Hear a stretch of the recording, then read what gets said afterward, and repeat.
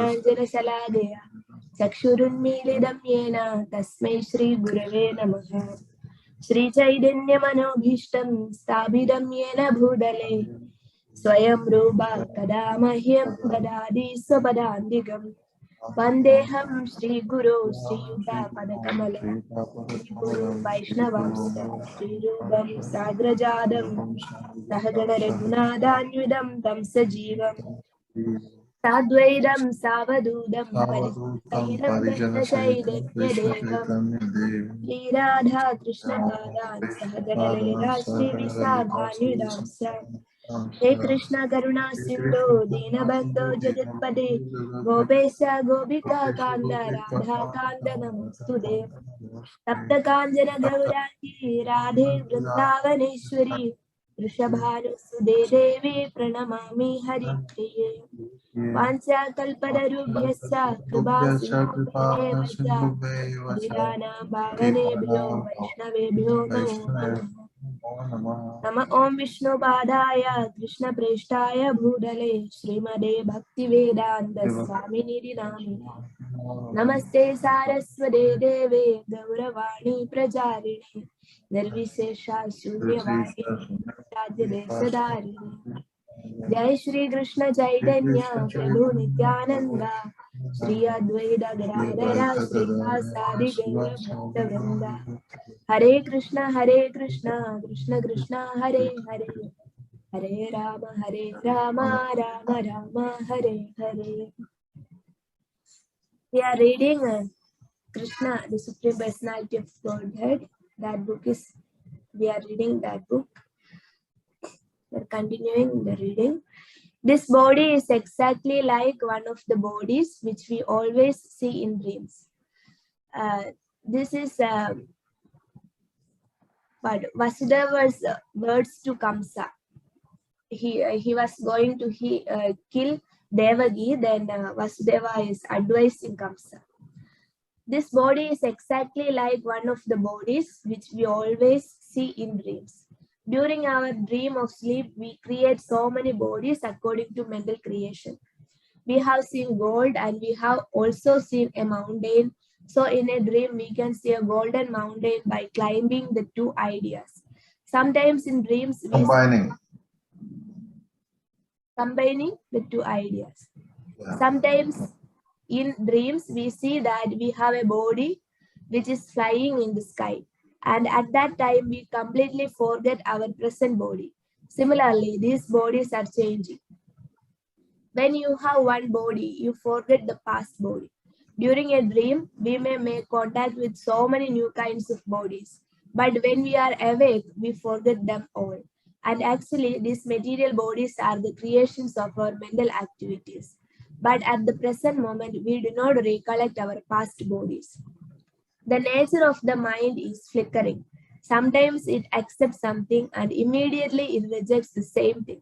Accepting and rejecting is the process of the mind in contact with the 5 objects of sense gratification: form, taste, smell, sound, and touch. In its speculative way, the mind comes in touch with the objects of sense gratification. And when the living entity desires a particular type of body, he gets it. Therefore, the body is an offering by the laws of material nature. The living entity accepts a body and comes out again into the material world to enjoy or suffer according to the construction of the body. Unless we have a particular type of body, we cannot enjoy or suffer according to our mental proclivities inherited from the previous life. The particular type of body is actually offered to us according to our mental condition at the time of death. The luminous planets like sun, moon, or stars reflect themselves in different types of reservoirs like water, oil, or ghee. The reflection moves according to the movement of the reservoir. The reflection of the moon is on the water, and the moving water makes the moon also appear to be moving, but actually the moon is not moving. Similarly, by mental concoction, the living entity attains different kinds of bodies, although actually he has no connection with such bodies. But on account of illusion, being enchanted by the influence of Maya, the living entity thinks that he belongs to a particular type of body. That is the way of conditioned life. Suppose a living entity is now in a human form of body. He thinks that he belongs to the human community or a particular country or particular place. He identifies himself in that way and unnecessarily prepares for another body, which is not required by him. Such desires and mental concoctions are the cause of different types of bodies.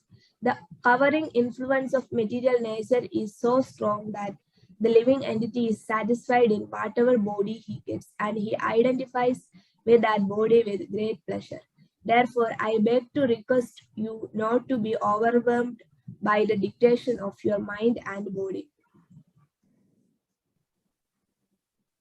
Can anybody read? Yeah. Well, we two are only there, right? Yeah, Vasudev. Bhupalan Prabhu is also there. Oh, okay, okay. All right. Yeah, you can read, bro. I'll read after that. Okay. Vasudeva thus requested Kamsa not to be envious of his newly married sister. One should not be envious of anyone because envy is the cause of fear, both in this world and in the next. When one is before Yamaraja, the lord of punishment after death, Vasudeva appealed to Kamsa on behalf of Devaki, stating that she was his younger sister. He also appealed at an auspicious moment at the time of marriage. A younger sister or brother is supposed to be protected as one's child. The position is overall so delicate. Vasudeva reasoned that if you kill her, it will go against your high reputation. In this way, Vasudeva tried to pacify Kamsa by good instruction as well as by philosophical discrimination. But Kamsa was not to be pacified because his association was demoniac. Because of his demoniac association, he was a demon. Although born in very high royal family, a demon never cares for any good instruction. He just like a determined thief. One can give him instruction, but it will not be effective. Similarly, those who are demoniac or atheistic by nature can hardly assimilate any good instruction. However authorized it may be, that is the difference between demigods and demons.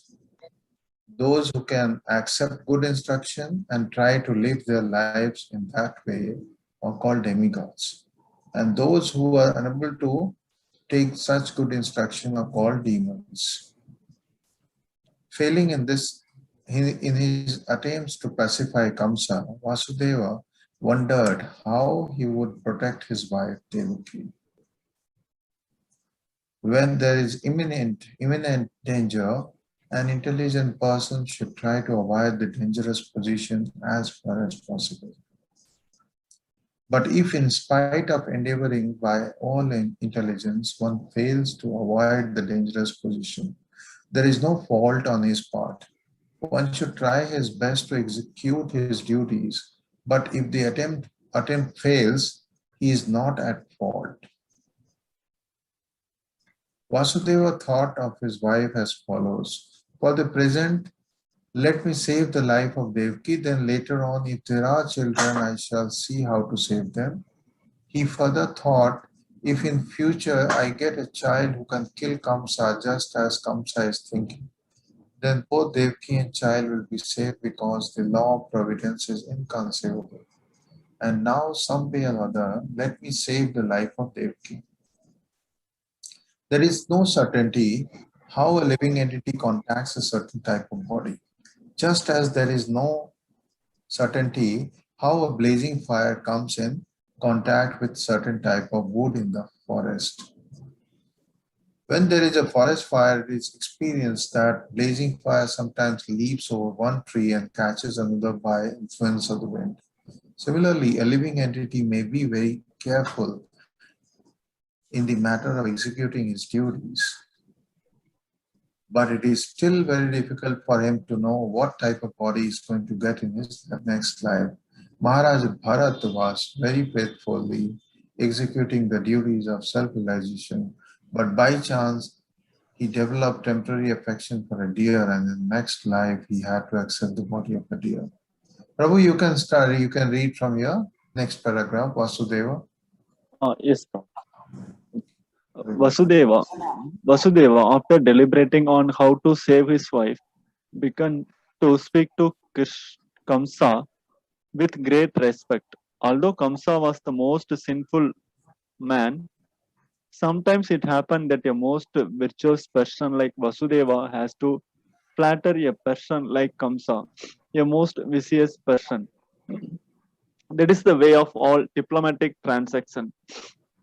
Although Vasudeva was deeply aggrieved, he smiled outwardly. He addressed the shameless Kamsa in that way because he was so atrocious. Vasudeva said to Kamsa, "My dear brother-in-law, please consider that you have no danger from your sister. You are awaiting some danger because you have heard a prophetic voice in the sky. But the danger is to come from the sons of your sister who are not present now. And who knows, there may or may not be sons in the future. Considering all this, you are safe for the present, nor is there cause of fear from your sister. If there are any sons born of her, I promise that I shall present all of them to you for necessary action." Kamsa know the value of Vasudeva's word of honor, and he was convinced by his argument. For the time being, he desisted from the heinous killing of his sister. Thus, Vasudeva was pleased and praised the decision of Kamsa. In this way, he returned to his home. Each year thereafter, in due course of time, Devaki gave birth to a child. Should I read, Prabhu? Yeah. Thus, they have birth to 8 male children as well as 1 daughter. When the first son was born, Vasudeva kept his word of honor and immediately brought the child before Kamsa. It is said that Vasudeva was very much elevated and famous for his word of honor, and he wanted to maintain this fame. Although it was very painful for Vasudeva to hand over the newly born child, Kamsa was very glad to receive him. But he became a little compassionate with the behavior of Vasudeva. This event is very exemplary. For a great soul like Vasudeva, there is nothing considered to be painful in the course of discharging one's duty. A learned person like Vasudeva carries out his duties without hesitation. On the other hand, a demon like Kamsa never hesitates in committing any abominable action.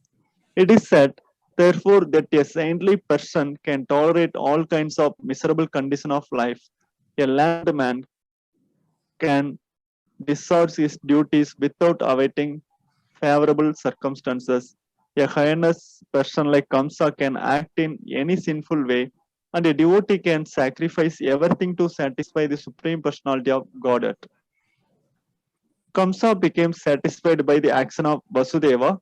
He was surprised to see Vasudeva keeping his promise and being compassionate upon him, and pleased he began to speak as follows: "My dear Vasudeva, you need not present this child to me. I am not in danger from this child. I have heard that the 8th child born of you and Devaki will kill me. Why should I accept this child unnecessarily? You can take him back." Mataji, can you read now? Yeah, yes. When Vasudeva was returning home with his firstborn child, although he was pleased by the behavior of Kamsa, he could not believe in him because he knew that Kamsa was uncontrolled. An atheistic person cannot be firm in his word of honor. One who cannot control the senses cannot be steady in his determination. The great politician Chanakya Pandita said, "Never put your trust in a diplomat or a woman. Those who are addicted to unrestricted sense gratification can never be truthful, nor can they be trusted with any faith." At that time, the great sage Narada came to Kamsa. He was informed of Kamsa's becoming compassionate to Vasudeva and retaining his firstborn child. Narada was very eager to accelerate the descent of Lord Krishna as soon as possible. He therefore informed Kamsa that in Vrindavana, personalities like Nanda Maharaja and all the other cowherd men and their wives, and on the other side, Vasudeva, his father Surasena, and all his relatives born in the family of Vrishni of the Yadu dynasty, along with all their friends and well-wishers, were actually demigods. Narada warned Kamsa to be careful of them, since Kamsa and his friends and advisors were all demons. Demons are always afraid of demigods.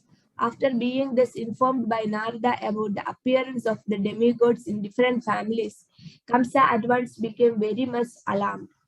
He understood that since demigods had already appeared, Lord Vishnu must be coming soon. He at once arrested both his brother-in-law Vasudeva and Devaki and put them behind prison bars. Within the prison, shackled in iron chains, Vasudeva and Devaki gave birth to a male child year after year, and Kamsa, thinking each of the babies to be the incarnation of Vishnu, killed them one after another. He was particularly afraid of the eighth child, but after the visit of Narada, he came to the conclusion that any child might be Krishna. Therefore, it was better to kill all the babies who took birth from Devaki and Vasudeva. This action of Kamsa is not very difficult to understand. In the history of the world, there are many instances in the history of the world of persons in the royal order who have killed their father, brother, or whole family and friends for the satisfaction of their ambitions. There is nothing astonishing about this, for members of the demoniac, greedy royal order can kill anyone for their nefarious ambitions. Kamsa was made aware of his previous birth by the grace of Narada. He learned that in his previous birth he had been a demon of the name Kalanemi and that he had been killed by Vishnu. Having now taken his birth in the Bhoja family, he decided to become the deadly enemy of the Yadu dynasty. Krishna was going to take birth in that family, and Kamsa was very much afraid that he would be killed by Krishna, just as he had been killed in his last birth. He first of all imprisoned his father Ugrasena because he was the chief king among the Yadu, Bhoja, and Andaga dynasties, and he also occupied the kingdom of Shurasena, Vasudeva's father. He declared himself the king of all such places. This ends the Bhakti Vedanta purport of first chapter of Krishna, the advent of Krishna. First chapter finished. There is time. We can read second chapter, chapter 2. Prayers by the demigods for Lord Krishna in the womb. King Kamsa not only occupied the kingdoms of Yadu, Bhoja, and Andaga dynasties and the kingdom of Shurasena, but he also made alliances with all the other demoniac kings as follows. The demon Pralamba, demon Bhaga, demon Chanura, demon Trinavarta, demon Aghasura, demon Mustiga, demon Arista, demon Dvivida, demon Pudana, demon Keshi, and demon Denuga. At that time, Jarasandha was the king of Magadha province, known at present as Bihar state. Thus, by his diplomatic policy, Kamsa consolidated the most powerful kingdom of his time under the protection of Jarasandha. He made further alliances with such kings as Banasura and Bhaumasura until he was the strongest. Then he began to behave most inimically toward the Yadu dynasty in which Krishna was to take his birth.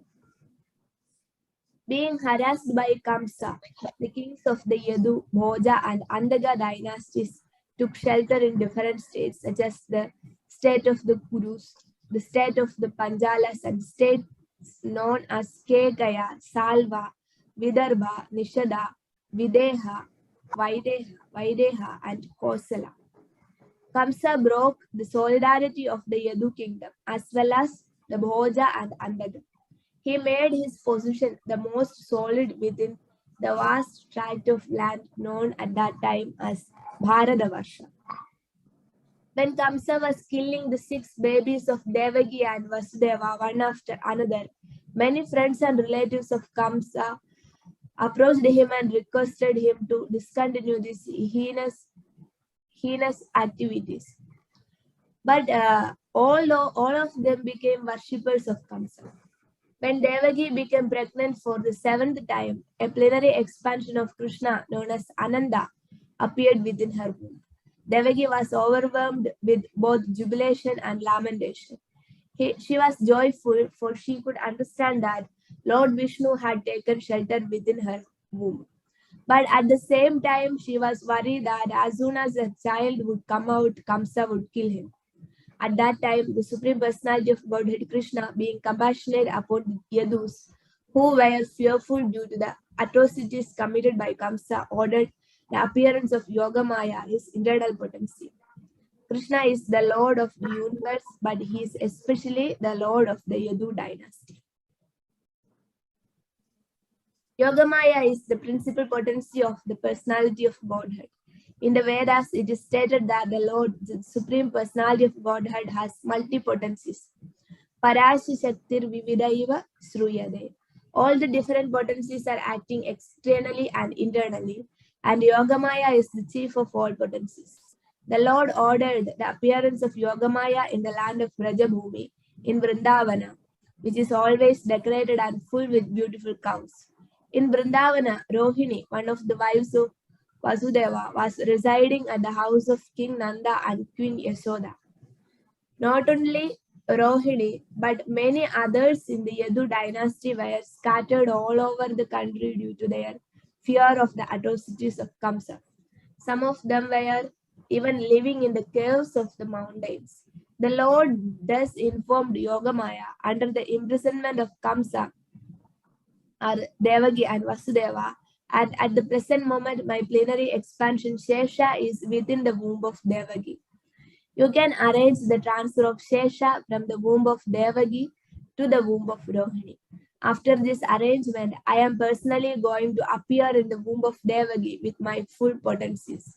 Then I shall appear as the son of Devaki and Vasudeva, and you shall appear as the daughter of Nanda and Yashoda in Vrindavana.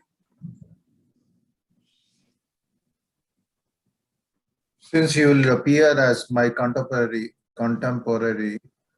sister, and since you will quickly satisfy desires for sense gratification, people within the world will worship you with all kinds of valuable presentations, incense, candles, flowers, and offerings of sacrifice.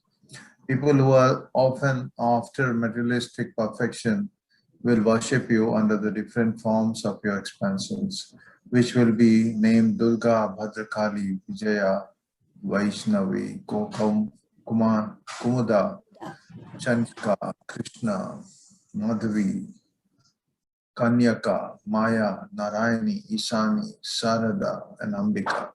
Krishna and Yogamaya appeared as brother and sister, the supreme powerful and supreme power. Although there is no clear distinction between the powerful and the power, power is always subordinate to the powerful. Those who are materialistic are worshippers of the power, but those who are transcendentalists are worshippers of the powerful. Krishna is the supreme power and Durga is the supreme power within the material world. Actually, people in the Vedic culture worship both the powerful and power. There are many hundreds and thousands of temples of Vishnu and Devi, but sometimes they are worshipped simultaneously. The worshippers of the power Durga or the external energy of Krishna may achieve all kinds of material success very easily. But anyone who wants to be elevated transcendently must engage in worshipping the powerful in Krishna consciousness. The Lord also declared to Yogamaya, my plenty expansion Anantasesh is within the womb of Devaki. On account of being forcibly attracted to the womb of Rohini, he will be known as Sankarshana and will be source of all spiritual power of Bala, by which one can attain the highest bliss of life, which is called Ramana. Therefore, the plenary portion Ananta will be known after his appearance either as Sankarshana or as Balram. In the Upanishads, it is stated, Nayam Atma Bala Hinena Labhya. The purport is that one cannot attain the supreme platform of self-realization without being sufficiently favored by Balaram. Bala doesn't mean physical strength. No one can attain spiritual perfection by physical strength. One must have spiritual strength which is infused by Balaram or Sankarshana. Ananta, Sesha, is the source of power which sustains all the planets in their different positions. Materially, this sustaining power is known as law of gravitation, but actually it is a display of the potency of Sankarshana. Balarama or Sankarshana is the source of spiritual power or the original spiritual master. Therefore, Lord Nityanand Prabhu, who is also the incarnation of Balarama, is the original spiritual master. And the spiritual master is the representative of where I was reading. Representative of Balarama. You want to see? Yeah. Okay. Okay. The form of Supreme Personality of Godhead who supplies spiritual strength. In the Chaitanya Charitamrita, it is confirmed that spiritual master is the manifestation of the mercy of Krishna. Okay, Prabhu. Thank you. Thank you, Prabhu. Thank you for joining today's reading session. Thank you so much. Krishna. Thank you. So, half an hour is over? Huh? Half an hour is over? Yes, over now 8:31. Okay. Okay, Hare Krishna, Jai Shri Prabhupada. Jai Shri Hare Krishna, Jai Shri Prabhupada. Hare Krishna. Hare Krishna.